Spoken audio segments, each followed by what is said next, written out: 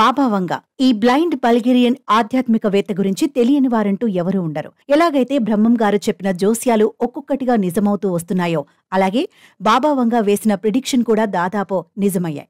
9/11 తీవ్రవాద దాడులు, యువరాణి డయానా మరణం, చెర్నోబిల్ విపత్తు, బ్రెగ్జిట్ వంటి కొన్ని సంఘటనల్ని ఆమె ముందే అంచనా వేశారని చెప్తుంటారు.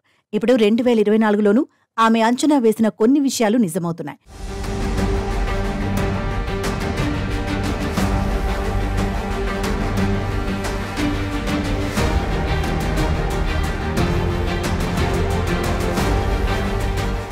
అవే క్యాన్సర్ వ్యాక్సిన్ ని రష్యా అభివృద్ధి చేయడం, జపాన్, యునైటెడ్ కింగ్డమ్ ఆర్థిక సంక్షోభంలో చిక్కుకోవడం.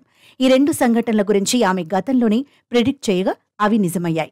క్యాన్సర్ లాంటి ప్రమాదకరమైన వ్యాధికి విరుగుడు కోసం శాస్త్రవేత్తలు ఎంతో కాలం నుంచి పరిశోధనలు చేస్తూనే ఉన్నారు. ఈ తరుణంలోనే రష్యా శాస్త్రవేత్తలు క్యాన్సర్కు వ్యాక్సిన్ ని రూపొందించడంలో ఫైనల్ స్టేజ్కి చేరుకున్నారని, ఇది త్వరలోనే రోగులకు అందుబాటులోకి వస్తుందని ఆ దేశ అధ్యక్షుడు వ్లాదిమిర్ పుతిన్ కొన్ని రోజుల క్రితం ప్రకటించారు. భవిష్యత్ సాంకేతికతలపై మాస్కో ఫోరంలో ఈ కీలక ప్రకటన చేశారు. త్వరలోనే ఈ వ్యాక్సిన్లు వ్యక్తిగత చికిత్స పద్ధతులుగా ఉపయోగించబడతాయని తాను ఆశిస్తున్నానని కూడా చెప్పారు.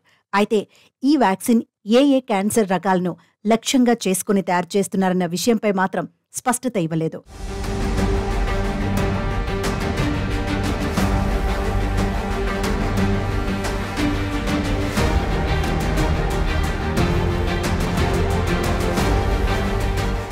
అప్పుల స్థాయి విపరీతంగా పెరిగిపోవడం, భౌగోళిక రాజకీయ ఉద్రిక్తతల కారణంగా జపాన్, యూకే వంటి అభివృద్ధి చెందిన దేశాలు ఆర్థిక సంక్షోభంలో చిక్కుకున్నాయి. అధిక ద్రవ్యోల్బణం, జీవన వ్యయ సంక్షోభం కారణంగా గతేడాది చివర్లో యూకే మాంద్యంలోకి కూరుకుపోయింది.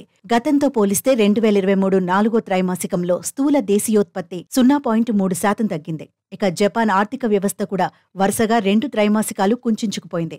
గతేడాదితో పోలిస్తే 2023 చివరి 3 నెలల్లో ఆ దేశపు జీడీపీ 0.4% తగ్గిపోయింది.